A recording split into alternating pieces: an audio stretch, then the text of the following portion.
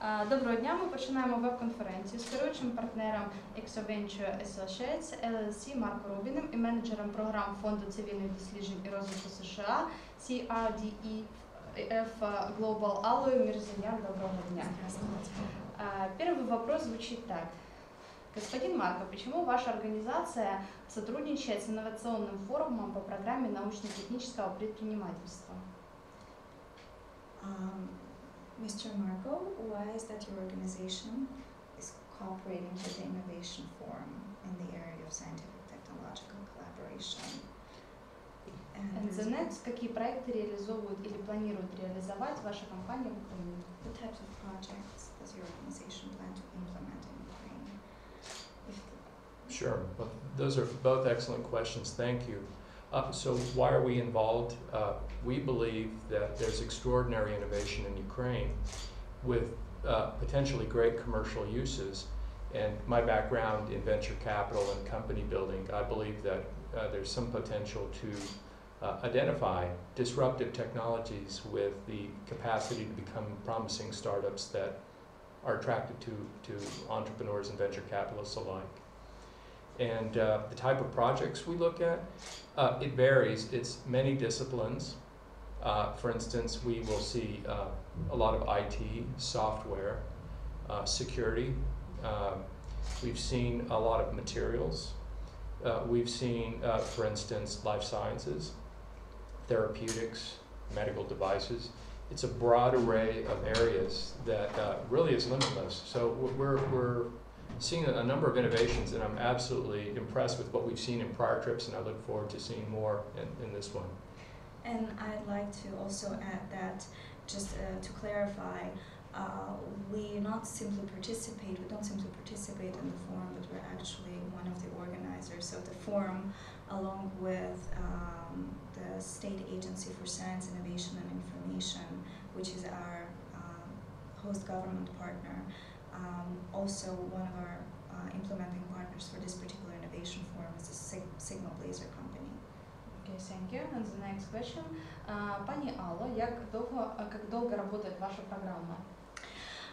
Thank you. CRDF Global has started its work in Ukraine back in 1997 or 1996, over 15 years ago. So we have a very long-lasting standing here in Ukraine. We've worked successfully with the Ukrainian government since the very inception of our organization.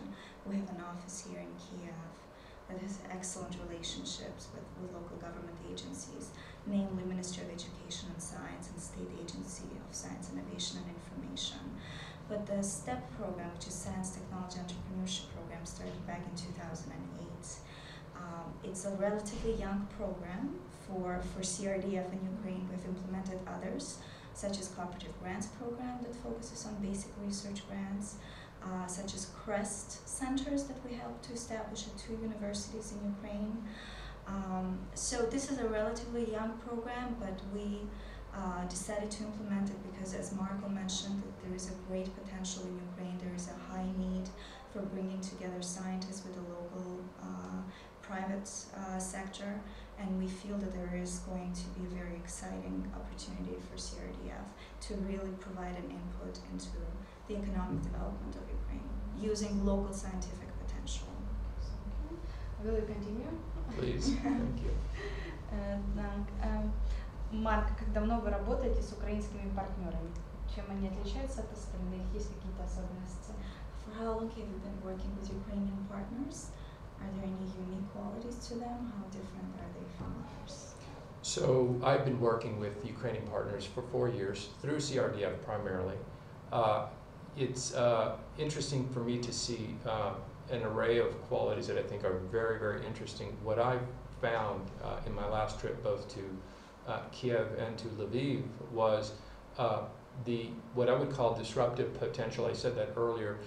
The lens that I apply when I look at companies or prospective innovations that could be in a company is, could this, for instance, be the next Skype? And everyone says that, but what I have in mind is I'm looking for a company with extraordinary global potential. So when I view companies, I certainly look at innovation where it comes from, in this case Ukraine, but I also ask the question, to what extent can this technology change a market abroad, whether it's IT, life sciences, or name your area. And that's what excites both investors and the people that I tend to work with, which is, can this really redefine an industry? That's what excites me, and that's why I like coming back here. Завтра состоится третий инновационный форум, где, как я понимаю, должны быть победители. Что их ждет, какие награды и есть ли уже фавориты? We don't have any favorites. I'm sorry, I have to translate. It's about tomorrow's forum, what the results are going to be, whether we have any favorites. So I'm about to answer that we don't have any favorites. That is the point of the forum, to select the best projects. We have an independent jury. Two of the jury members are from the United States, Margot, and also another expert, CRDF global expert, Warren Haber, who is also a venture capitalist. We also have a partner from Sigma Blazer Company and a representative of Ukrainian Agency of Science, Innovation and Information. We're going to listen to the business pitches of our semifinalists. 12 semifinalists have been selected thus far through an expert review. They're invited to do business pitches, which is sell their technology, sell their product, versus just providing information about their technology. It's more of a very interactive, dynamic presentation. And based on their presentation skills and also the viability of their technology, the best projects will be selected, and we have no idea who that's going to be. And if I might comment, to me, it's absolutely important to be independent. And what separates, in my opinion, what I think are the really interesting innovations from those with commercial potential are the people who have the capacity to explain their innovation beyond the science and technology. So in other words, think of it as we've been discussing earlier in this week, think about it as you have a picture in your head, and you want to take that picture in your head and put it in that other person's head, and the investor wants to see a business opportunity. So think not just in terms of scientific and engineering potential, but think in terms of, if I put a business wrapper around this, would it really attract commercial parties, investors, strategic partners? And the reason I say that is because that is what tends to separate what I think what are the really promising innovations from those who have gone the next step, which is making it clear that there's an opportunity worth pursuing. Who will take part in this Innovation forum? You mean in terms of the participants or people who actually are going to participants from all regions of Ukraine, or only? Yeah, we have a very great breadth of and scope of projects from all over Ukraine, Lviv, Kharkiv, Dnipropetrovsk, Kiev. So it's a very open process, and we have great projects from all over Ukraine. We, I believe, received over 30 projects initially to our competition, which was announced past spring. And back in August, we announced the semifinalists, and now they're going to be, we've trained them last October, I failed to mention, and that's a very important component of our program. We don't simply ask them to pitch and let them be, but rather train them on best practices and how to make the most effective investor presentation. Thank you. Добрый день. Скажите, пожалуйста, как стать участником форума? Будет ли форум проводиться в следующем году и по каким критериям отбирают проекты? So the question is how to become a participant of the forum, how can we participate in the competition, and what are the best criteria? If you would like to answer that question, that would be great. Well, so I have a generic response. I'm a firm believer in competition, and maybe that sounds trite, but to be able to participate in this forum, certainly CRDF can explain how to begin the process, the application process formally. But my view is, generically speaking, about those people who are able to attract business people, those people who are able to attract money, separate themselves from the very beginning. They move beyond the innovation, and they're able to, I want to say, they think in terms of, how do I win? And it may sound very simplistic, but it's a psychology of the mind that suggests that these people are not satisfied with just an innovation that stays in the lab. And so those type of people tend to approach the CRDFs or investors or other parties who would help them get to the next level.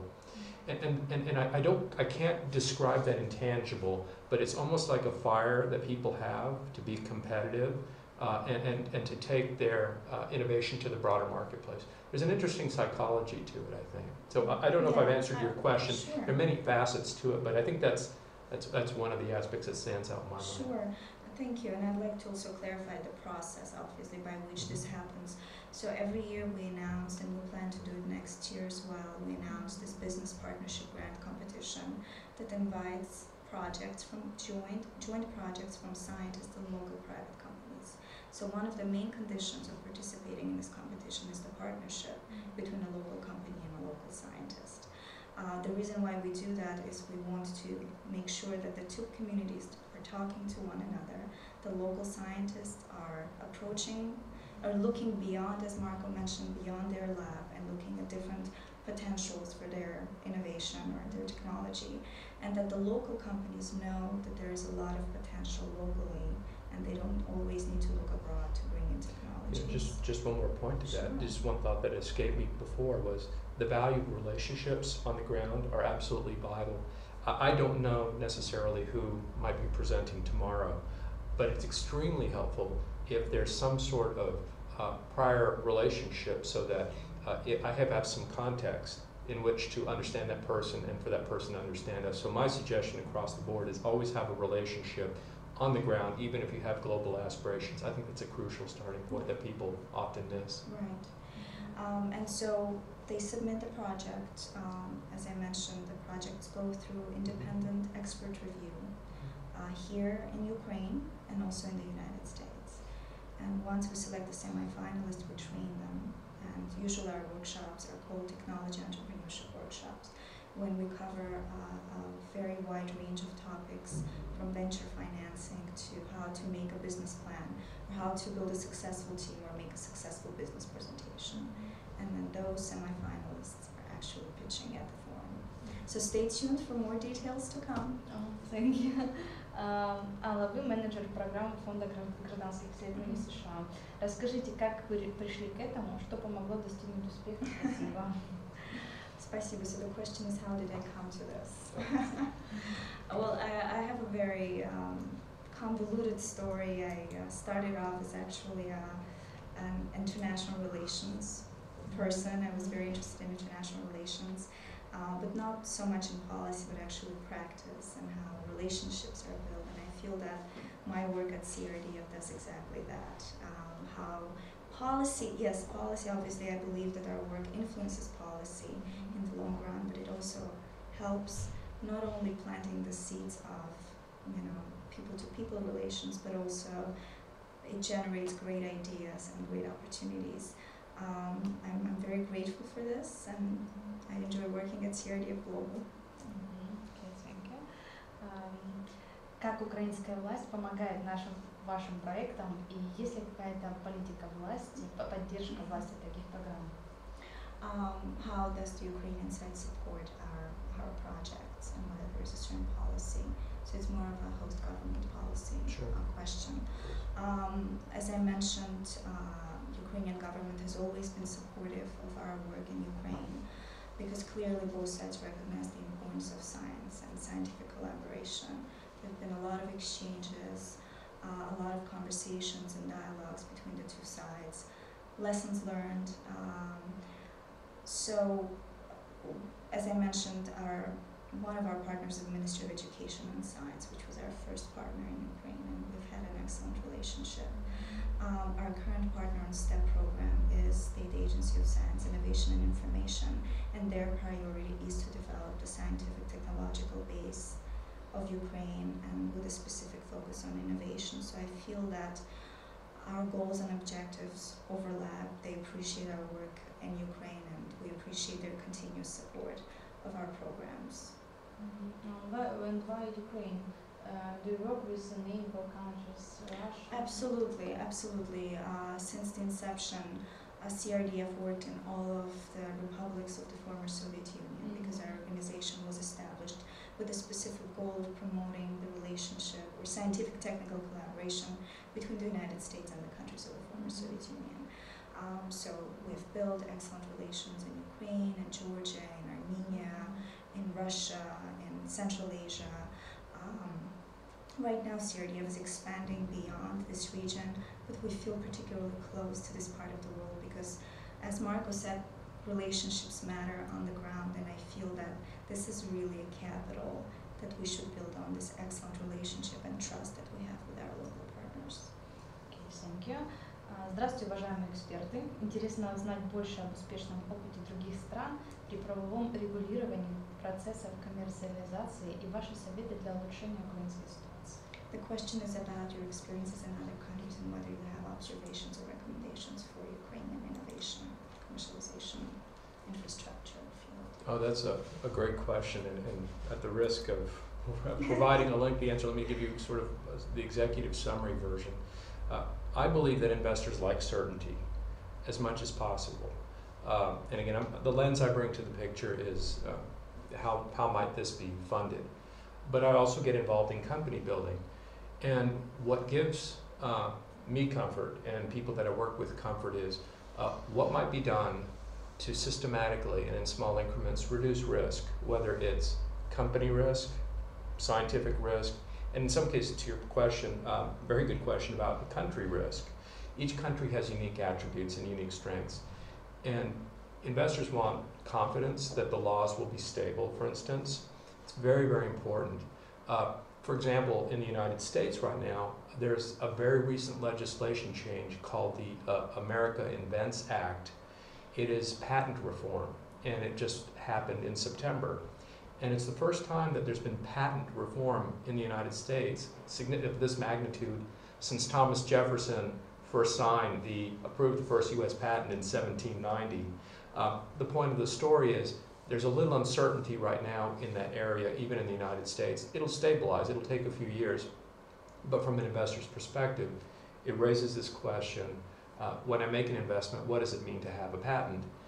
So I use that as an analogy here. So in country, anything that can be done to provide security of some fashion to the entrepreneur, to the investor, that the entrepreneur has a capable platform, that's terrific. Because we know that startups are very risky and scary anyways, so anything that can be done to take that risk out. We have ideas on that, and I'm glad to talk about that further, but I can go down a long list, but that's the general framework. Thank you. And I'm sorry, I'd like to add to the question about how the Ukrainian government is supportive. I failed to mention a very important piece of information that from the very inception, Ukrainian government has provided cost shares on all of our projects, that they provide contributions on all of our joint programs. So there's, we both are stakeholders in all of the projects that we implement in Ukraine. Здравствуйте, уважаемая госпожа Алла. Расскажите, пожалуйста, детальнее о программе фонда в Украине и какая главная цель программы STEP, которую вы координируете? So just a general question about what is STEP and what are the objectives. STEP program has been established. Again, CRDF has done a lot of research, joint research grants between US and Ukrainian scientists. The specific goal of the STEP program is to move beyond basic research and provide a push towards commercializing local technologies by linking local scientists with local private sector. But that's just one component of the program. Another component, obviously, we provide seed funding for projects to get them off the ground. We provide training and mentorship, which is one of the most important aspects of, or missing links of entrepreneurship. This is the most needed issue, which is mentorship and guidance on how to think of your technology in business terms and what is the roadmap? Where do you go next? I think that's probably what researchers find the most useful before they actually can start thinking about how much funding they need. And we always find that all of our workshops, thanks to people like Margot, are eye-opener for a lot of scientists, and they start really thinking about issues they've never thought about before. And the third component of the program is linkages. Just by bringing experts such as Marco, such as Warren and others, we've brought numerous experts to Ukraine. We've done numerous workshops. I have to mention in countries, in Sevastopol, in Lviv, in Dnipropetrovsk, in Kharkiv, in Kiev. So we've held workshops all over Ukraine with tens and hundreds of scientists. When we expose scientists to our experts and mentors, there are already personal relationships built, and those linkages are extremely important. Okay, thank you. The last question. Вопрос относительно проблем, которые мешают привлечь инвестиции. Каковы ваши наблюдения и рекомендации для улучшения диалога или сотрудничества ученых с инвесторами? So the question is about the main obstacle to bringing investment to Ukraine, and what are your recommendations on specifically improving the relationship between the science and investment community in Ukraine, or in general? Sure. Wow, that's a very profound question. Yeah. Let me see if I can break it into pieces. So one is the ecosystem. When I say ecosystem, how does a country build a group of sophisticated investors, attorneys, accountants, service providers, banking institutions, people with expertise who know how to company build, and even a base of entrepreneurs? How do you do this? And in fact, one of the presentations that we've been delivering at this workshop is how to build an ecosystem. And the very shorthand version is, just by way of example, when we think of ecosystems as a model, people think of Silicon Valley. And Silicon Valley, it's a very obvious example, everyone knows it from a venture perspective, from an entrepreneur perspective, but that took 60 years to develop. This isn't a very short-lived process. So, one question about the very macro picture is ecosystems take a long time to develop. And in fact, just before I go into the specific reasons about failure, when we think about investments in the United States and we think of venture capital, it's more than 55% is concentrated in Boston and Silicon Valley.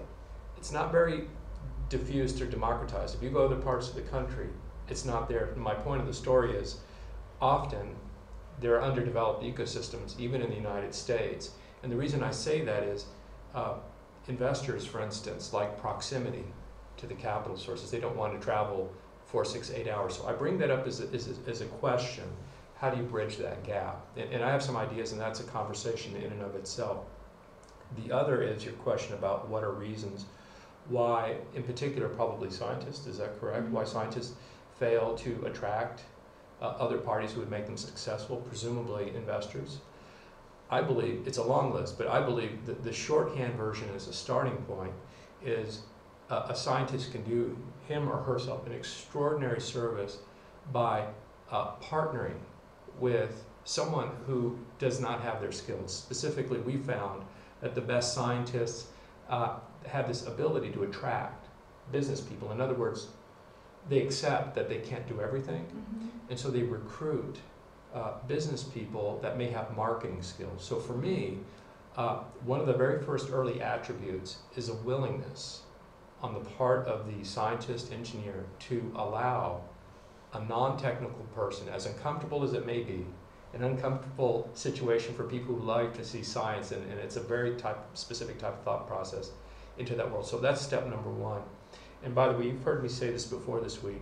For those of you who are interested in the psychology of control, there is an extraordinary researcher at Harvard Business School, and his name is Naum Wasserman, and he's published this very famous blog called King versus Rich.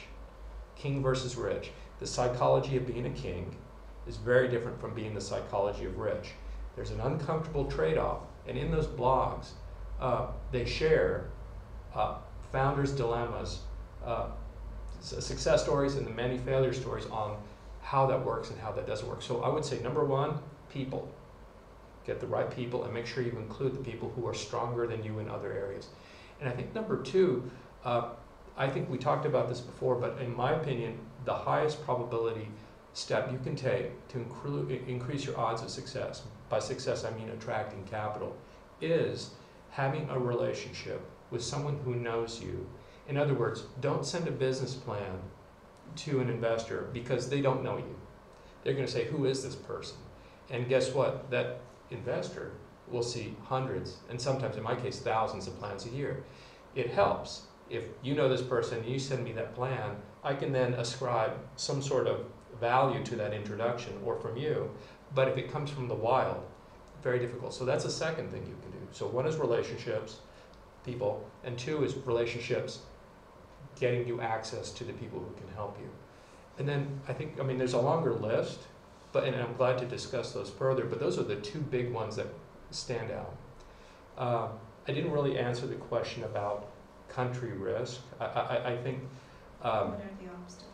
Well, so yeah, I skipped that because I worry that it's a long topic, but what would help? I've seen a model that works, and one model that works is to create, and a board I serve on is a company in Washington, D.C. that is originally from Moscow, developed software in Moscow. This person went to the United States to get an MBA degree, and he kept a presence both in Moscow to do the development, the garage, and he created a US-based entity to do sales and marketing. He kept both entities intact. And the US-based entity was able to attract capital because in those particular cases the capital was primarily American investors, though there were some Russian investors as well. And the point of the story is that they invested in that because there was clarity and predictability on the laws, on how equity gets worked out, how disputes are resolved, and that there's a relationship intact with the original entity so that funding gets done cross oceans so that each group has its competence. The competence is maintained in the garage in Moscow, and the sales and marketing competence and company building competence is in the United States. And it's turning out to be a remarkably successful example. And my point of the story is that's one of probably many where you can, I want to say, level some of the, I want to say, near-term disadvantages until the ecosystem catches up to be able to attract capital. Mm-hmm. And what we also find that is extremely helpful, and that's partly why our program, we find it to be so gratifying and important, is to help create a success story. Because success stories inspire people. They serve as an example of a successful scientist, entrepreneur, and there are different strategies to achieve success. Obviously, some of our grantees partner with U.S. companies, as Marco mentioned, who do sales and marketing for them, because we understand the limitations.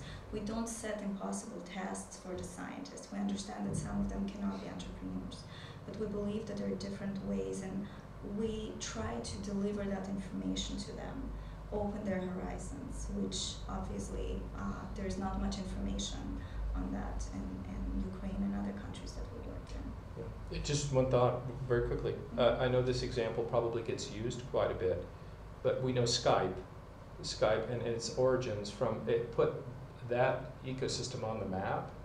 And my point is, there's nothing like, not just a success story, but an iconic success story that catches global attention. And remember when we started, we talked about disruptive potential globally? Skype was not the first voice over IP company out there. I invested in a voice over IP company in 2003. We sold it, but for a very small amount. And what's the difference? The people in Skype, their timing was right, but more to the point, they had a global lens, and they were able to target very vulnerable industries in telecom and take away share from them. And I use my Skype all over on my travels because I don't like paying very expensive hotel rates and BTT rates. So the point of the story is a win, a big win will change a lot. For Estonia in this case, correct? Well, in Estonia in that particular case, right, but if there is in IT, I'm not suggesting that it needs to be IT, it could be life sciences, but some company like that can put Ukraine in the map in a very extraordinary way. I think that's a big thing. Okay, thank you. И как резюме, может быть, какие-то пожелания заинтересованным участникам фонда или в будущем, в принципе, людям, которые смотрят сейчас? Конечно, if we have any general wishes, or what do we, what should they take away from this basically? And go ahead. Sure, I have an opinion. As you know, I'm not bashful.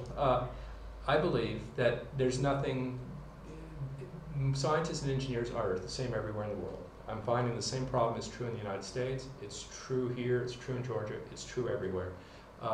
Brilliant people believe, perhaps to their detriment, that innovation equals success. That's the starting point. Innovation is one step, and there's many other steps, and it involves various grades of discomfort, but also, I think, growth. And in my opinion, those people who distinguish themselves are those who are both willing to take those calculated risks, recognizing there are risks, but also not just taking the risks, but able to accept the very possible chance that this could be a success story. It's an unusual psychology. I don't know how to quantify it. I can't quantify it. They call it a gut feel. I look for people like that, and I say that's the psychology. That's the intangible, the art part. But I do know this: no scientist, rarely, or engineer can ever take it from start to finish. There's very few success stories. There's only so many Wozniaks, and and in the case of Steve Jobs, though he was not a scientist, it's an overused example, but they're rare, very rare individuals. But they exist. Clearly, they exist. Okay, thank you. Thank you very much, and I also would like to mention that scientists and innovators should stay tuned for more opportunities that come from CRDF, global events or competitions, and we have our representation in Ukraine, in Kiev. It's our Kiev office. Please visit our website at crdfglobal.ua, which always posts information about upcoming opportunities in both grant and event. And I have one more commercial too, if you don't mind. So my company is ExoVenture Associates, LLC, exoventure.com, EXOVENTURE.com. We're based in Northern Virginia, outside of Washington, D.C. And we've launched a new iPhone app called the Radical Innovation Mapper. And this was born out of almost 20 years of seeing the same scenario, which is, how good's my idea? And we have an attempt at allowing the entrepreneur, innovator, to answer that question. So we break it down to how big and how ready.